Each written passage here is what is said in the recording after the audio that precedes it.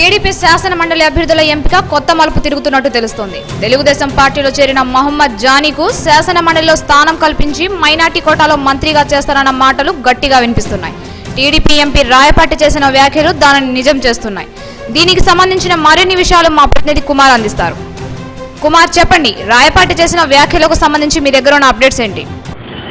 Thank you సానా.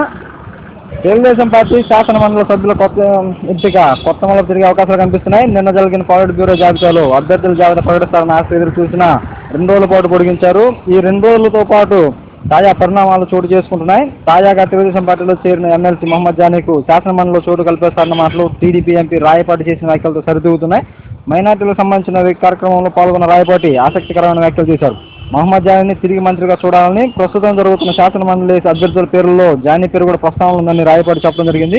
2 రోజుల పాటు అభ్యర్థుల ఎంపిక విషయంలో కాలం గడపడం చూస్తుంటే సీనియారిటీ పరంగా కొత్తగా పార్టీలో చేరిన వారికి స్థానం కల్పించే విధంగా చంద్రబాబు కసరత్తు చేసినట్టు తెలుస్తుంది.